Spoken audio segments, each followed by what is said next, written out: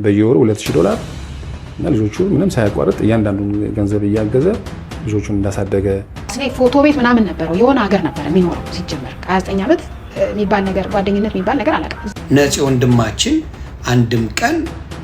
አንድም ቀን ስለሚስቱ ስለ ልጆቹ ስለ ሚስቱ ቤተሰቦች ክፉ የተናገረውን ሰምተን አናውቅም።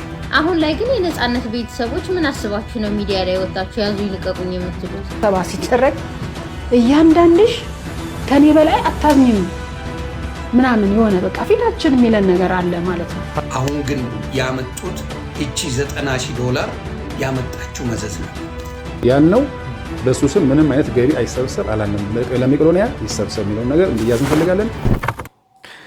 ሰላም ጤና ይስጥልኝ። እንዴት አደራችሁ? እንዴት ዋላችሁ? እንዴት አመሻችሁ? አምላካ ወቅዱስ እግዚአብሔር ስሙ ዛሬም ዘወትር የተመሰገነና የተወደሰ ይሁን።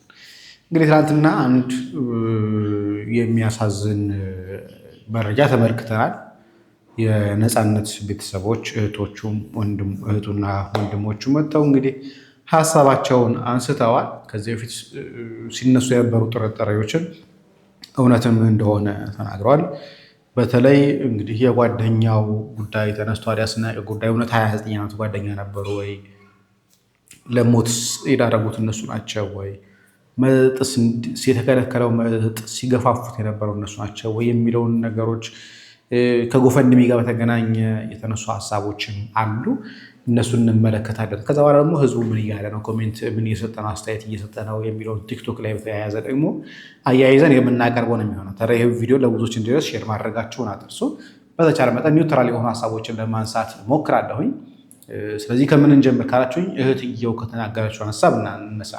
ሲጀመር አስኔ በመጀመሪያ እኔ ያው እነሱ ስመጣ እኔ ሳቀው አስኔ ፎቶ ቤት ምናምን ነበረው። የሆነ ሀገር ነበር የሚኖረው ሲጀመር 29 ዓመት የሚባል ነገር ጓደኝነት የሚባል ነገር አላውቅም። እዛ ይሆናል ጓደኛን እኔ ጓደኝነቱን ልነጥቀው አይደለም የምፈልገው፣ ግን 29 ዓመት ሙሉ አንኖር የሚለው ነገር አላምንም። በዛ ላይ ነፂ አሜሪካን ሀገር ነበር የኖረው። ትንሽ ጊዜ ኖሯል። 2 ዓመት ከ7 ወር አካባቢ እዛ ኖሯል።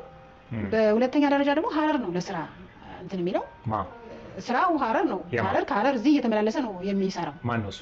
አስናቀና አስናቀና ነፂ በጣም ነው የሚወደው፣ እውነት ለመናገር ከልብ ነው የሚወደው። ያስናቀ እንግዲህ ያው እንደ መውደዱን እንደምታየው በእንትን ገልጿል። ግን እውነተኛ ወዳጅ ስለራሱ እያወራ ብቻ አይደለም እንትን ማለት በቃ ብዙ መስዋዕትን መክፈል አለበት ብዬ አስባለሁ።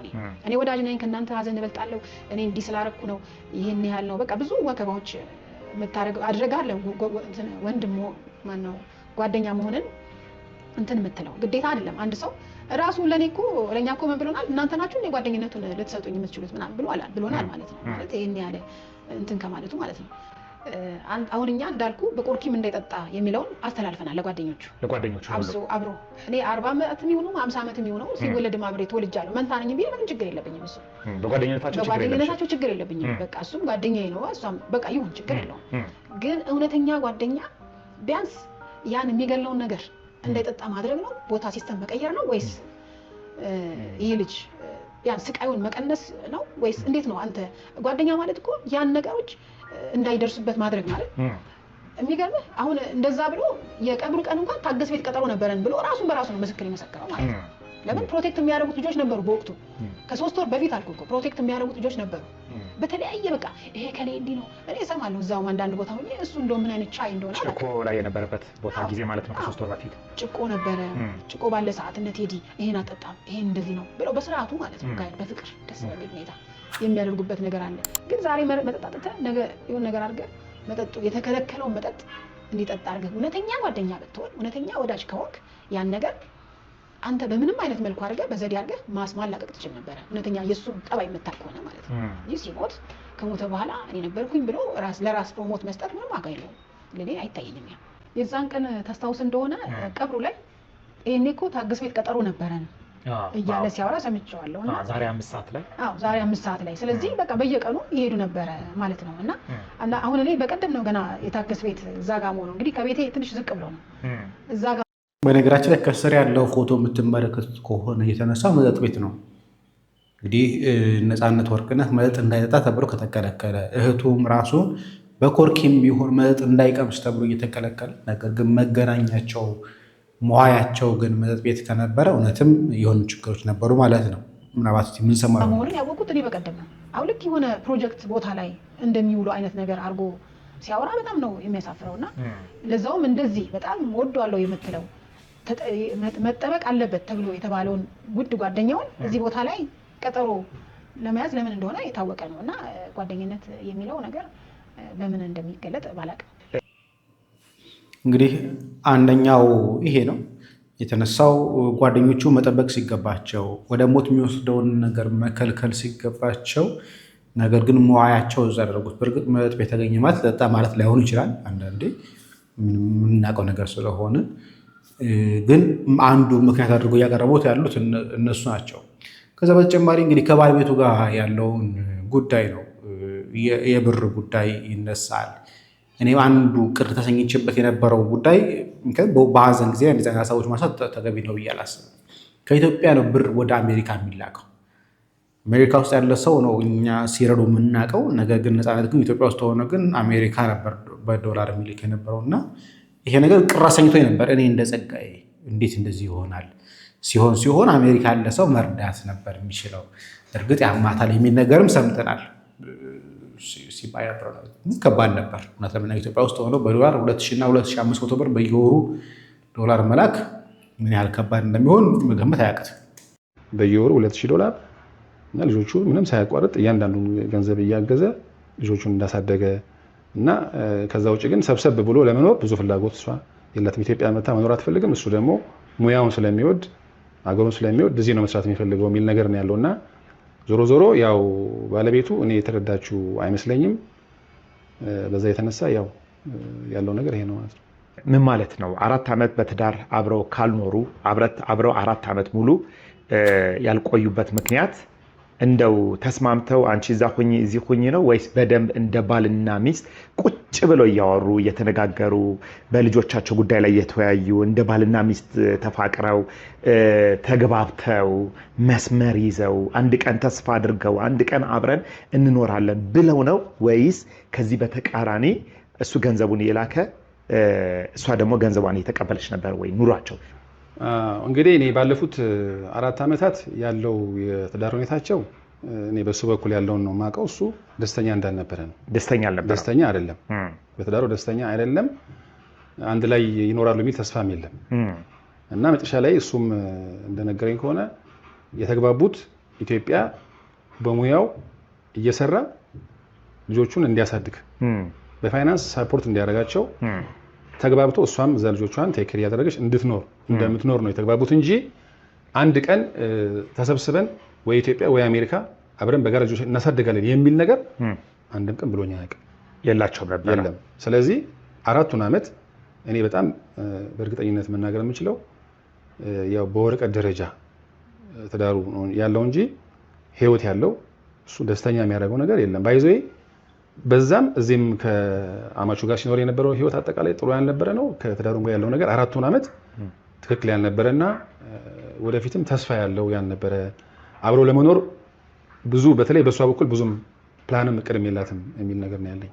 4 ዓመት በነገራችን ላይ አንደኛው ሌላ ነገር ሲነሳ እየተነሳ የነበረው ማህበራዊ ሚዲያ ላይ የሚያየው የነበረው ምንድነው አማቹ ቤት አይደል የሚስቱ ባለቤት እናት ጋር ነበር የነበረውና በቃ ከፈለክ ፌስታልህን ጠቅልለህ ልብስን በፌስታል ይዘህ ውጣ እስከባባልም ድረስ ከሚስቱ ጋር ይደርሳሉ የሚሉ ነገሮች ነበሩ። ምን ያህል እውነታቸው ውሸታቸው አላውቅም። ለምን እስካሁን ድረስ እንደዚህ አይነት መረጃዎች እንደዘገዩም አላውቅም።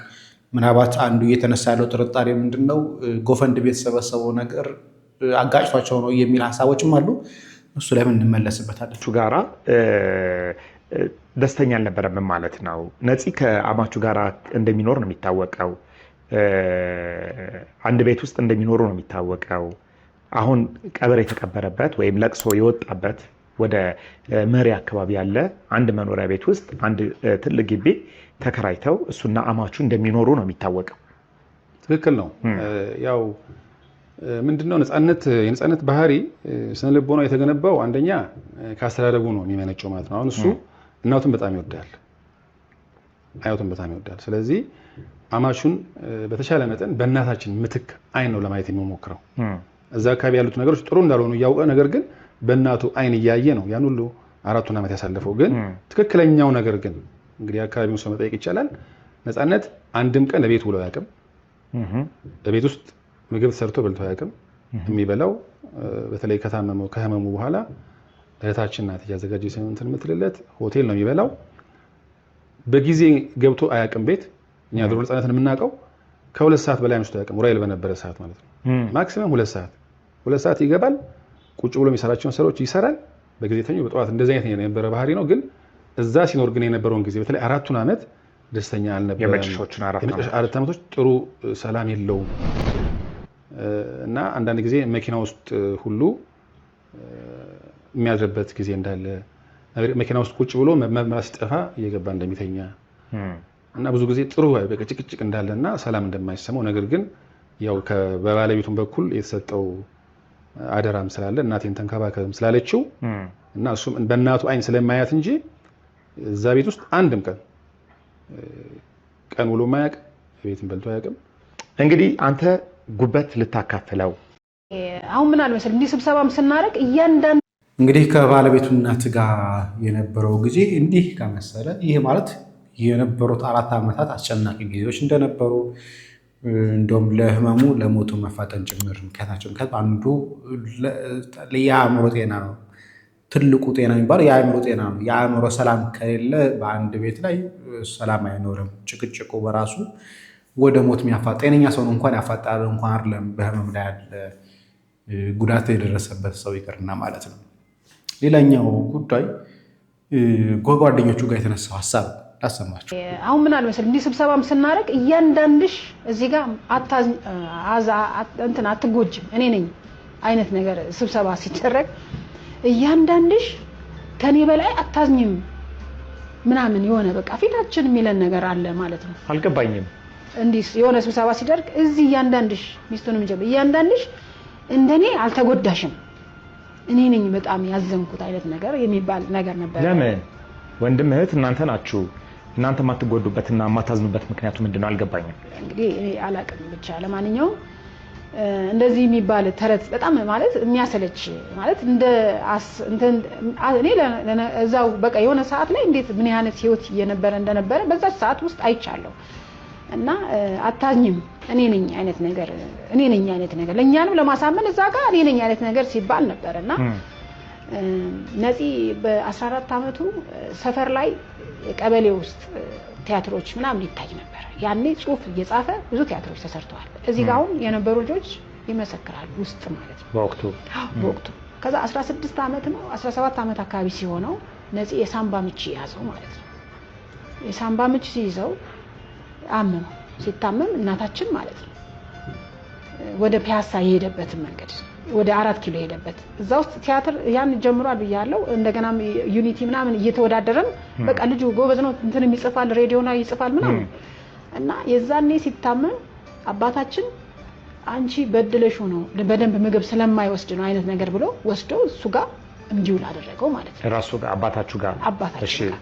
አባታችን ጋር ሲውል ነው እዛ ከፒያሳም ልጆች ከዚህ አሁን ቲያትር እዚህ ሰፈር ላይ ይሰራል ብያለሁ አይደል? ትምህርት ቤትም ይሰራል ሚኒ ሚዲያ ምናምን ይሰራል። ከዛ ነው ተነስቶ ከዛ በኋላ ነው የ10 ቀበሌ ልጆች ተገናኝተው እዛ የተገናኘው ማለት ነው እንጂ 29 ዓመት ደግሞ በዛ ላይም እሺ ይሁን 29 ዓመት ማለት ነው። አንድ ሰው እኮ ፍሬው ነው የሚታየው።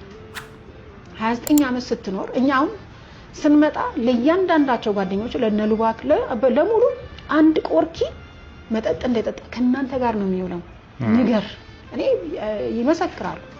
አደራችሁ ቆርኪ በቆርኪ ከአንድ ዓመት በኋላ ይቻላል ችግር የለውም ለ7 ወር በትክክል እንደተጠቀመ አውቃለሁ እኔ ተብሏል። ጓደኛ ማለት እኮ እኔ በፖሊስም ቢሆን አሳስባለሁ እውነት እንደዚህ ሞደው ከሆነ ማለት ነው እውነት ለሱ ህይወት የምሳሳለት ከሆነ ይሄን ነገር መከላከል ይቻል ነበር። ፌስቡክ ላይ እኮ ተጽፏል እኮ ማለት የዛሬ 3 ወር የሆነ ከመሞት 3 ወር በፊት አጠገባ ያላችሁ ብሎ የተጽፏል። አጠገቡ ያሉት ማን ናቸው የነበሩት ማለት ነው ገባ። አንተ እኮ ይጣላሉ እርስ በርስ እኮ ራሱ ጓደኛሞች ራሱ የግጭት ነገር አለ እርስ በርስ ያሉት እርሱ የኔ ጓደኞች እኔ ጓደኛ የለኝም የሱ ጓደኞች ናቸው ነው የሚለው ነፂ ራሱ በቃ የሌለ ማለት ነው። ከፍተኛ ጠጭም መካከለኛ ጠጭም ብንም ጠጪ አንድ ላይ ላው ላይ የተከመረበት ማለት ነው። ሂሳቡን ግን የሚከፍለው እሱ ነው። ነፂ ነው የሚከፍለው። ይሄን እናውቃለን። እያንዳንዱ እዛ ውስጥም እኮ የሰፈራችን ልጆች አሉ። ኢንፎርሜሽን እያንዳንዱ እኔ ሄኒከን ጠጣ እዚህ ቦታ ብዬ ጠይቄው አውቃለሁ። ከዛ ይሄን እኮ ሌላ ሰው ቢጠጣ አይነግርሽም ማለት ነው። እንዴ ለምን ትጣለ ነፂ? እዛ ድረስ እኔ ልጄን ጥዬ ወንዴ ይሄር ነው እኮ አንተን ለማስታመም ነው ብዬው አለው። እንደዚህ ወቅሽው አውቃለሁ። እና ከጓደኞቹ ጋር ይጠጣ ነበር እያልሽ ነው? አዎ ይጠጣ ነበር። ይሄን አሁን 3 አመት እዚህ እንትን ራሱ አልመጣም። የሚገርም 3 አመት ጭቆ እንደነበር አውቃለሁ። መሰብሊ ጋር ማለት ነው። እዛ ነበረ። ወደዚህ አሁን ታገስ ጋር እኮ እቺ ሊሞት 3 ወር ሲቀራት ነው የመጣው ወደዚህ ወደ ታገስ ምንድን ነው? ይቅርታ እኔ ታገስን ራሱ 3 ቀን ነው ካየሁት አላውቀውም። ግን ስለ ታገስ በደንብ ነው የሚወራው። እሰማለሁ። ታገስ የሚባል ቤት አለ እዛ ነው የሚያሳልፈው ሲሉ ሰማለሁ። ታስታውስ እንደሆነ ለቅሶ ላይ ታገስ ጋር እኮ ቀጠሮ ነበረ ነፂ አይነት ነገር የቀብሩ ቀን አስናቀ መድረክ ላይ ሆኖ ሲያወራ አዎ ልክ በቃ የሆነ ስራ ፕሮጀክት ምናምን ነው የመሰለኝ እኔ እውነት ለመናገር። በኋላ ለካስ ታገስ የሚባለው ሌላ ነገር ነው። ምክንያቱም እኛ ተናግረናል። እንግዲህ አንዱ የጓደኛ ትልቁ ዓላማ ብዬ የማስበው ጓደኞቻችን ወደ ክፉ እንዳይሄዱብን፣ ወደ መጥፎ ነገር እንዳይሄዱብን የሚሉ ነገሮች ናቸው። ግን ይሄ ሁሉ ሲሆን ቤተሰብ ለምንድን ነው በጓደኞቹ ብቻ እጅ የጣለው የሚለው ነገር መነሳት አለበት ብዬ አስባለሁ። ወንድሞች አሉ፣ እህት አለችው። በእርግጥ የእነሱን ፋሚሊ ይኖርባቸው የራሳቸው ቤተሰብ ይኖራቸው ይችላል። ግን ጓደኞቹ እንዲህ እያደረጉት እንደሆነ እየታወቀ ለምንድን ነው በጓደኛ እጅ ላይ ብቻ የጣላችሁት? እናንተስ እንደ ቤተሰብ እንደ ወንድም እንደ እህት አይመለከታችሁ ነበር? እስከ ምንስ ድረስ ርቀት ሄዳችኋል የሚለውን ነገር ቢመለስ ጥሩ ነው ብዬ አስባለሁ። ግን እስቲ የተነሱ ሀሳቦችን ደግሞ ሚዲያ ላይ ላሰማቸው። አንደኛው ዮኒ ማኛ ነው። እንግዲህ የልጆቹ እናት ነች። በህይወት እያሉ ምንም አይነት ነገር አልሰማንም። አሁን ግን ያመጡት እቺ $90,000 ያመጣችው መዘዝ ነው። ለምን ተሰበሰበላቸው ነው። እናትየውም ምኑም ሲመሰገኑ የነበሩ ሰዎች ናቸው። አሁን መጥተው ሌላ ታሪክ ቢነግሩን አንሰማም ነው የምለው። ስለዚህ ያንን ነው መናገር የምፈልገው። የነፃነት ጓደኞች ብትችሉ ሚስቱና ልጆቹን እግዚአብሔር ይጠብቃቸው። ነፃነትን መመለስ አይቻልም። ብትችሉ ሚስትና ልጆቹን ምን ማድረግ አለባችሁ? እንደ ትክክለኛ ጓደኛ ከሆናችሁ መርዳት። ምን ጎደለ፣ ምን ያስፈልጋል፣ ምን እናደርግ ብሎ ይመጣል። እውነተኛ ጓደኛ ከሆነ አውሬውስ እሱ እኮ ደስተኛ አልነበረም። በትዳሩ እኮ ደስተኛ አልነበረም። በትዳሩ እኮ እንዲህ አልነበረም እያለ የመጣ የቤተሰቦቹን ስም የሚያጠፋ ጓደኛ አልልም። በእርግጥ በትዳሩ ደስተኛ አልነበረም ያለው ጓደኛው አይደለም፣ ታላቅ ወንድሙ የቤተሰቡ የመጀመሪያው ልጅ ነው።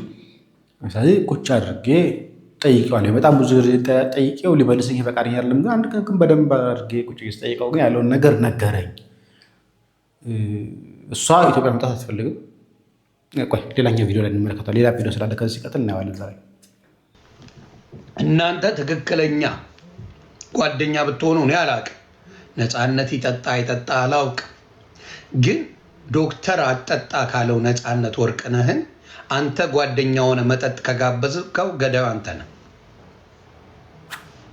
ገዳዩ አንተ ነህ። ፈጣሪ በሚያውቀው ዶክተር ከልክሎት እንደ ጓደኛ ይነግርሃል።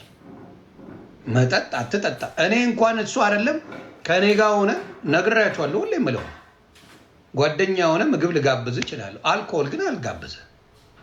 ባና ተጠቀቀ አልኮል 1 ሳንቲም አልገዛለህ። ለምን? ጋድ ፎርቤድ። ጠጣ፣ ሰከርክ፣ መኪና ነዳ። ነፂ ወንድማችን አንድም ቀን ስለ ሚስቱ፣ ስለ ልጆቹ፣ ስለ ሚስቱ ቤተሰቦች ክፉ የተናገረውን ሰምተን አናውቅም።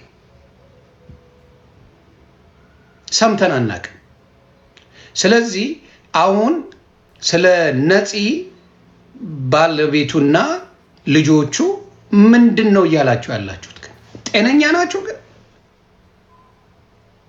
ጤነኛ ናችሁ ወይ? ምንድን ነው ፍላጎታችሁ? መጀመሪያ ስታደንቋት አልነበር እንዴ ባለቤቱ? መጀመሪያ ጀግና ናት፣ ጎበዝ ናት፣ መልካም ናት ስትሉ አልነበር ወይ? ራሳችሁ ሰው ሾርት ሚሞሪ እንደሆነ የምታውቁት እዛም ትክክል እዚህም ትክክል ይላል። ይሄ በነገራችን እንደዛ ነገሮች በደንብ አንድ ነገር አጥርቼ ብናገር ደስ ይለኛል። ቤተሰቡ እስካልተናገረ ድረስ የምናየውና የምንሰማቸው ነገሮች እንደ ትክክል እንቆጥራቸዋለን። እንደ ትዳር አጋሩ መታለች፣ ቀብራለች። ይሄ ነገር አንድ የሚያስደስት ነገር ነው።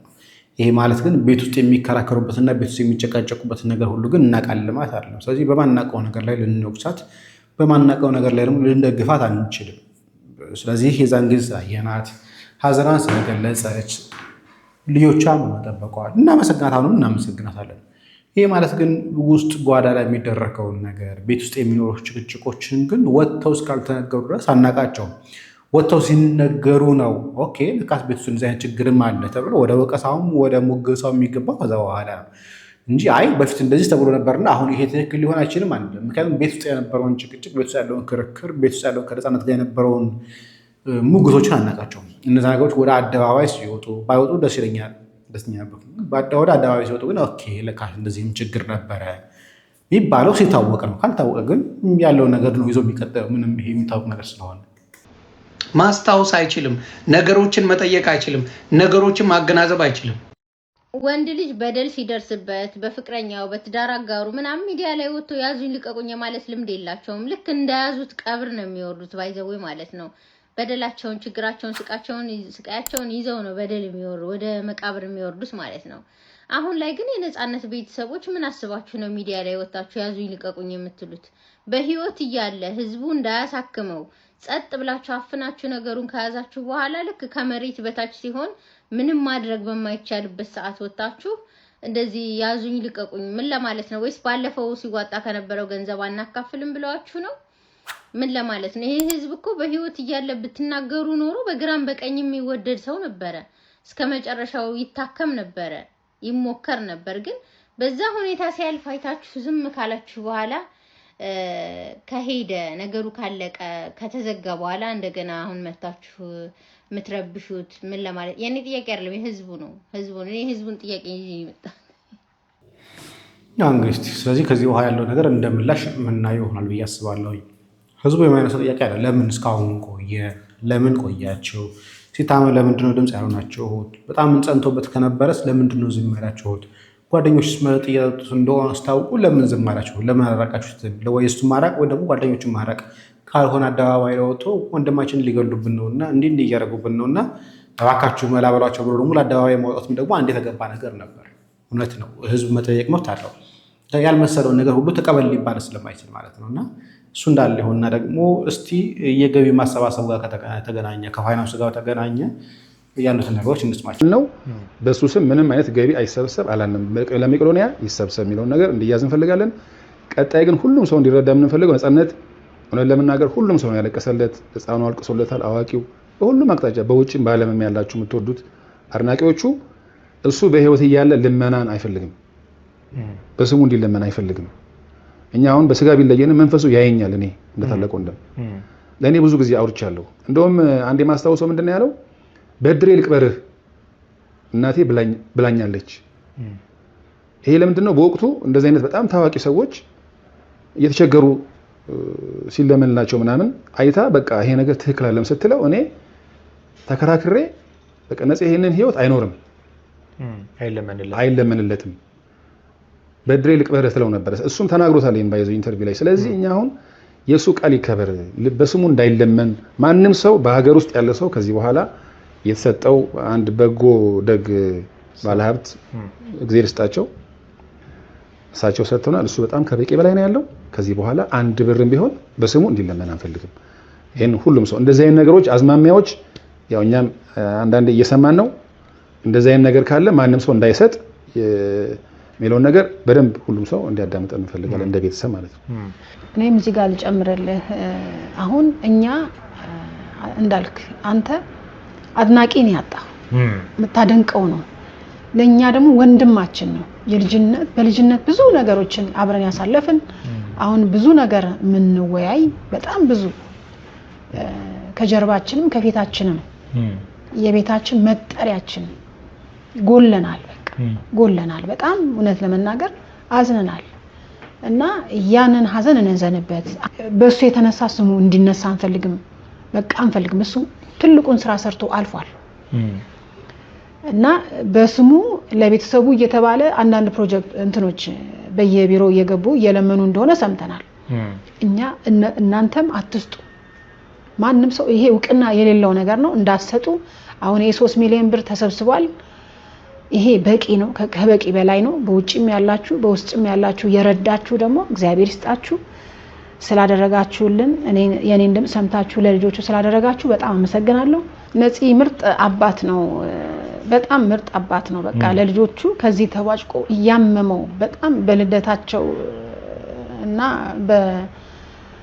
በማነው በልደት ቀን የጌታ ልደት ቀን የሚሰጣቸው ስጦታ አለ የክሪስማስ እና በጣም ለልጆቹ ዋጋ የከፈለ ሰው ነው እግዚአብሔር ይስጠው የኢትዮጵያ ህዝብ ይሄንን አድርጓል የገባው ገቢ ቀላል አይደለም ጥሩ ነው እግዚአብሔር ይስጣቸው የጎፈንድሙ ገቢ ምርጥ ነው እስከ 80,000 ነው የሰማነው በወር ደግሞ እስከ 15,000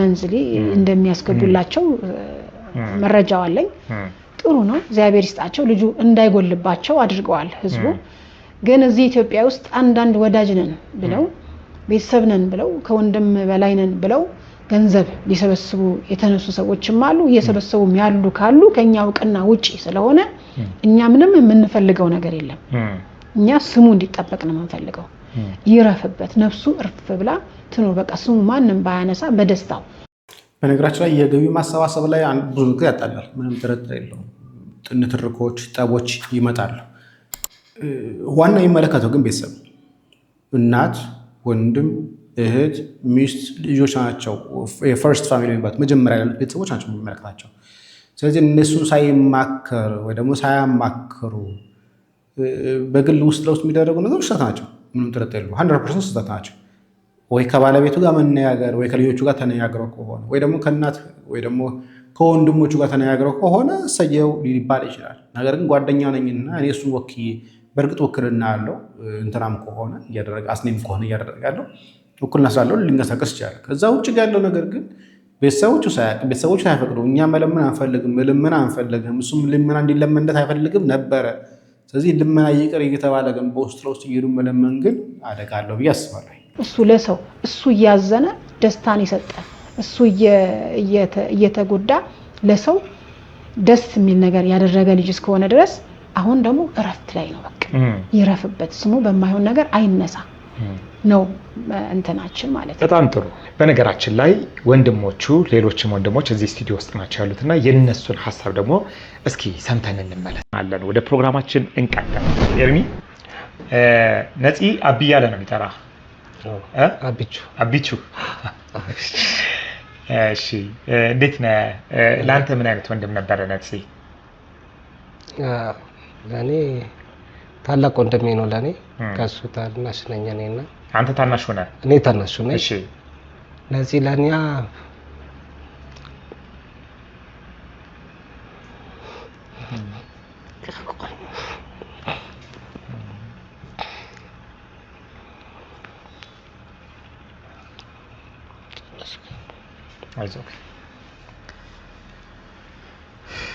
አይዞህ እረዳሃለሁ ይገባኛል በነገራችን ላይ ከኤርሚ ጋራ በጣም በተደጋጋሚ እርግጠኛ ነኝ 8-9 ተገናኝተናል ደጋግመን እንግዲህ አውርተናል አንዳንድ ነገሮችን ብዙ ጊዜ ነው የተገናኘነው ግን ዛሬም ድረስ ለሱ ትኩስ የሆነ ሐዘን መጽናናት መረጋጋት እንዳቃተው ሁሌ ነው የማየው ሁሌ ባገኘሁትኝ ቁጥር ስሜቱ ይሄ ነውና ይገባኛል አይዞህ ረጋ በልና እስኪ ምን ስለሆነ ያክል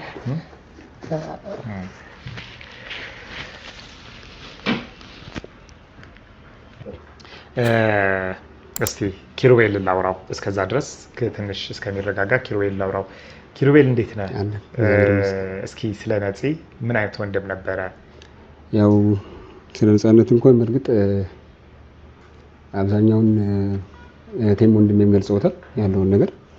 ግን ያው በተለየ ሁኔታ እኔ ያው አባቴ ነው ማለት ይቻላል።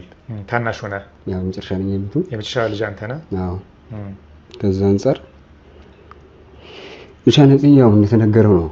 እንደዚህ ነው ብዬ የምለው ነገር የለም። ስፔሻሊ ለኛ ሁለታችን በጣም ቅርባችን ያው ብዙ ነገራችንን ከሚሸፍንልን ጓዳችሁ ያው ብዙም ነገሩ ተገልጿል። ትንሽ ስሜታችን ጥሩ ስላልነበረ አሁን ለማውራት የሚችል ነገር አይደለም። ግን ይገባኛል። ያው እሱ ከወንድም በላይ ነው ለኛ። ኖርማሊ አባታችን ምንለው ይቀላልና እንደው ከሱ ጋር ተያይዞ የሚወሩ የሚነገሩ ነገሮች አሉ ከንብረት ጋር በተያያዘ ከስራው ህይወቱ ጋር በተያያዘ እና ምንድነው ልጨምር ልትለን የምችለው ነገር ከወዳጆቹ ጋር በተያያዘ ከጓደኞቹ ጋር በተያያዘ የሚወሩ ነገሮች አሉ? ምናልባት ሊሆን የሚችለው የሰው ልጅ ያው ትንሽ አሁን ላይ ዝናን የማይፈልግ ገንዘብን የማይፈልግ የለም እኔ እንደሚገባኝ። ምናልባት ከዛ ጋር ተያይዞ ያለ ነገር ሊሆን ይችላል ብዬ አስባለሁ። አንዳንድ ሰዎች የሳሳቱ ያሉት ስህተት ብዬ የማስበው ብዙም ስለተገለጸ ማለት ነው። ያው ለነፃነት ይገባዋል አይገባውም እንግዲህ ያው ህዝብ የሚፈርደው ነገር ነው። ያው ባይሆን ጥሩ ነበረ። አንዳንድ የምንሰማቸው ነገሮች ያው ኦልሬዲ የሆኑ ነገሮች ሆነዋል። ከዚህ በኋላ ሁሉም ነገር ያው ወንድሜም እንደገለጸው ነው። አንዳንድ ነገሮች መቆም አለባቸው። አዎ መቆም አለባቸው። ምንድናቸው መቆም ያለባቸው? አሁን የተነገሩት ነገሮች ፋይናንሻል በተመለከተ ስብሰባ፣ ገንዘብ ስብሰባ ከሰው ላይ የነፃነት ቤተሰቦች እነዚህ ናቸው ድጋፍ ያስፈልጋቸዋል ምናምን በሚል ነገሮች ነው። እናንተ ድጋፍ ያስፈልጋቸዋል ተብሎ የሚሰበሰቡ ነገሮች እንዳሉ እንሰማለን። ሰውም ኖርማሊ እንደዛ ነው ይመስለውም አንዳንድ ሰው እንግዲህ እስቲ ቀሪውን ደግሞ አባት ከቻልኩኝ በኋላ ጊዜ ካገኘው የምንመለስበት ነው የሚሆነው። ቤተሰቦቹ ደስተኞች አይደሉም። ሶስቱም ወንድሞቹም እህቱም በዚህ አይነት ጉዳዮች ላይ ደስተኞች አይደሉም። እናንተ ምን ትላላችሁ? ዛሬ ሀሳቡ ለእናንተ ልስጣችሁ። ምን ተረዳችሁ? ይህን ፕሮግራም ስትከታተሉስ ምንድን ነው ያሰባችሁት? ለምን ቆዩ እስካሁን? ለምን ዘገዩ? ወይስ ደግሞ እውነት ነው ከሀዘኑ ትንሽ ጋፕ ስኪል ነበረ አሁን መውጣታቸው ትክክል ነው የሚሉ ነገሮች ስላሉ ምን ታስባላችሁ? እኔ እዚያ ያበቃ። ሰላም እግዚአብሔር ከእናንተ ጋር ይሁን። ጨቅሉ